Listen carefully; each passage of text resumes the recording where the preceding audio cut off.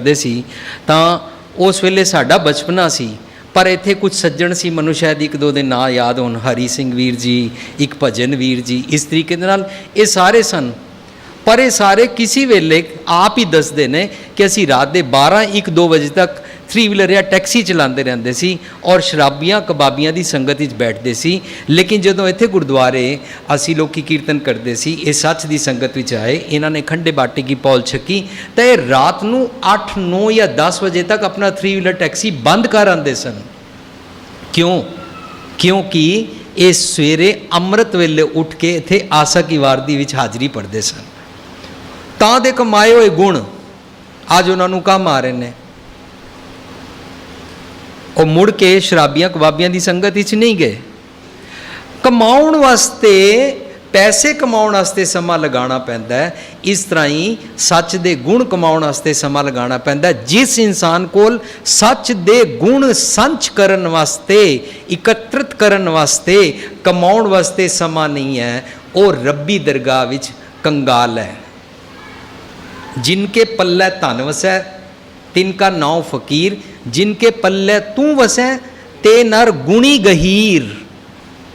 वो समुद्रां तो भी ज़्यादा अमीर हन, जितने समुद्र विच रतन जवाहर माणिक होंदे ने वो उस तो भी ज़्यादा अमीर हन। क्यों? क्योंकि वो सच दा धन कमाउंदे ने। सच दा धन असीं हुण तक समझ चुके हां, रब्बी गुणां नूं कमाना, चंगियां आदतां दी प्रैक्टिस करनी।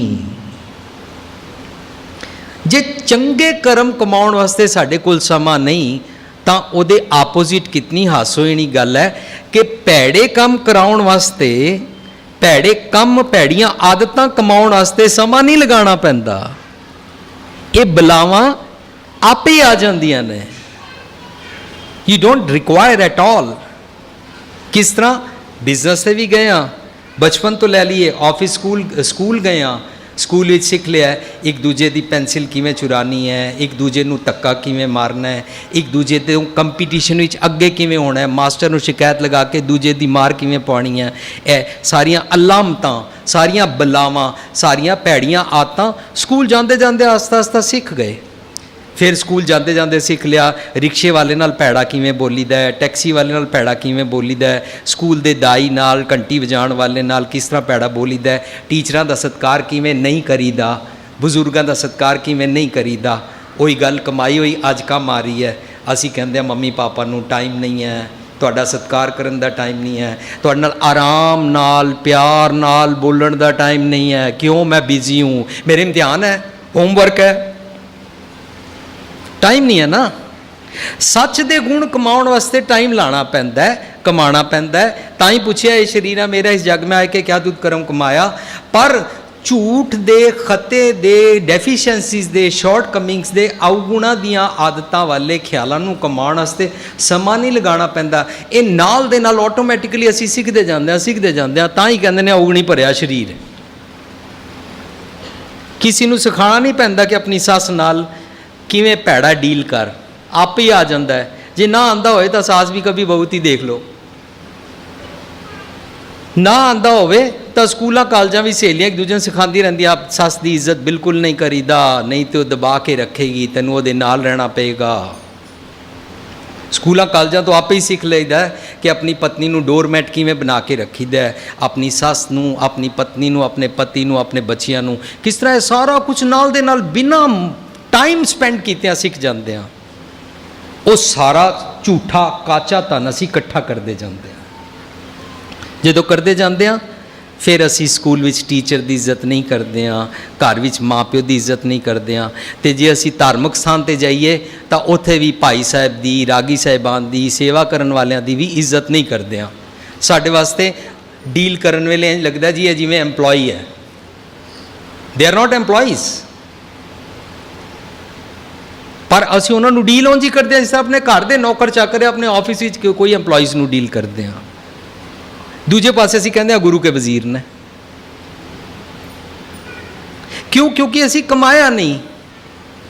हुण कहंदे न कि असीं खते बहुत कमाउंदे हां और उन्हां दा अंत नहीं है। अंत ना पारावार क्यों किया?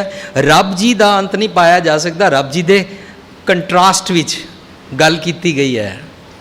ਤੁਹਾਡੇ ਗੁਣ ਬਹੁਤ ਹਨ, ਮਾधो हम ऐसे तू ऐसा, हम पापी तुम पाप खंडन, नीको ठाकुर देसा, तुम करो दया हम भलो ना जाने, तुम करो भला हम भलो ना जाने, तुम सदा सदा दयाला, असी कदी भी दयाला नहीं होंदे। कंपैरिजन किया, रब जी बेअंत गुणा के मालिक ने, असी बेअंत अवगुणा के मालिक हाँ। पर साध संगत इस करके अवगुणा का डिस्कशन नहीं किया जाता गुरुद्वारे विच कि आके बस कान पकड़ के कहिए मैं बहुत पापी हूँ, मुझे माफ़ कर दो, आगे से नहीं करूँगा।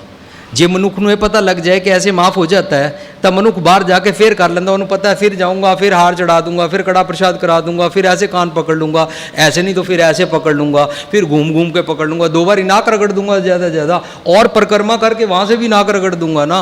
जिस दिन मनुख को यह समझ आ जाए कि अपने अवगुणा को डिलीट किवें करीदा, उन्होंने माफ़ी किवें मंगवाईदा, मनुख की फितरत है कि मनुख को यह आदत पै जाती है, उन्होंने पता लग गया कि अपने अवगुणा को माफ़ किवें कराईदा, मनुख दोबारा कर लेंदा है। इस करके इंसानियत का धर्म ये कहता है कि तू सच दे निर्मल कर्म करया कर, मुड़ के उसनों रिपीट ना करया कर, ये अपने आप ही बख्शाउण दा लखायक है।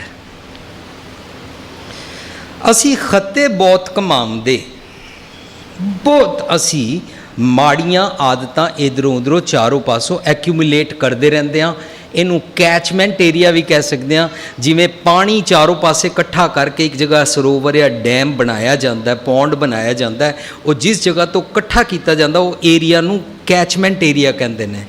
इस तरह साढ़े चारों पासे एनवायरमेंट है, साढ़े बुजुर्गों तो लैके साढ़े चारों पासे एक सिस्टम बनया होया है, एक सोसाइटी है, साढ़े दोस्त मित्र ने। इस तरीके दे नाल सारिਆਂ दे कोलों असी ना चंगे गुण तो नहीं सीखते हाँ, पर इस कैचमेंट एरिया तो अवगुण इकट्ठे करते जाते हैं। असी खते बहुत कमांदे,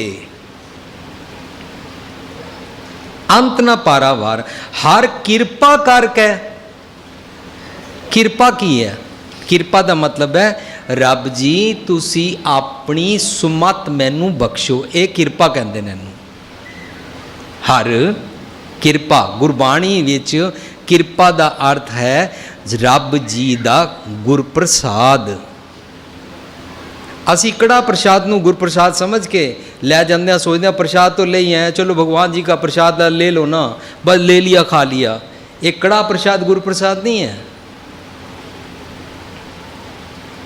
कड़ा प्रसाद असी वरतांदे हां गुरुद्वारे दे विच सिर्फ इक्वैलिटी वास्ते, एंड दैट्स इट।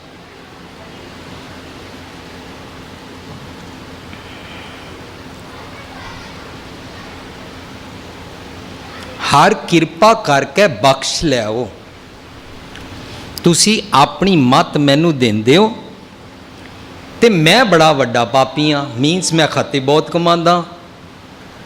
साध संगत जी पापी दे बारे असी आज तक यही सुनया होया है, पाँव के नीचे चींटी आ जाए तो मर जाती है, पाप हो जाता है, किसी का 10 रुपये चुरा लो पाप हो जाता है, किसी को झूठ बोल दो पाप हो जाता है, तो असी ये रोज़ काम करते ही नहीं। इस करके सानू महसूस ही नहीं होता कि मैं किहड़े रोज़ पाप कमांदा, मैं किहड़े खाते रोज़ करदा। किसी नाल 1% भी नफरत करदा पाप कमा रहे हैं। किसी दे नाल भी कम्यूनल हेटरेट करदा, तुम हिंदू हो, मुसलमान हो, सिख हो, ईसाई हो, मेरे धर्म के हो, मेरे मज़हब के हो, और अगर मेरे मज़हब के हो तो मेरे किस्म की पगड़ी बांधी है तो चंगे हो नहीं तो बुरे हो, मेरे किस्म का नाम सिमरन किया तो चंगे हो नहीं तो बुरे हो, तुमने मेरे किस्म की ड्रेस पहनी है तो चंगे हो तो बुरे हो, अगर मेरे जैसी दाढ़ी खोली है या बांधी है तो चंगे हो बुरे हो, अगर मेरे जैसे वेशभूषा पहनी है तो चंगे हो बुरे हो। इस तरीके दे नाल असी लोकां दे नाल जिहड़ा वितकरा डिस्क्रिमिनेटिव पॉइंट ऑफ व्यू अपने मन का बना लेंदे हैं ना, यह रोज़ दे खते कमाना है। चींटी नहीं मरी पाँव के नीचे आके। पर गुरु पातशाह कहते ने जे रत लगे कपड़े जामा होए पलीत, जे कपड़े नू ब्लड लग जाए कपड़ा अपवित्र हो जाता है, अनटचेबल हो जाता है। जे रत पीवे मानसा लोकां दा जदों तू खून चूसदा है, असी खून चूसते हैं जदों किसी दे वल अखां कढ़ के पैंदे हैं, जदों किसी नू माफ़ नहीं करते हैं, जदों किसी नू क्रोध करते हैं, उस वेले असीं उहदा खून तो सुका देंदे हैं। सुक के कित्थे गया, असीं ते पीता है। जदों दो भरावां नू असीं लड़ा देंदे हैं, वो लड़दे ने, उन्हां दा खून जलदा है, असीं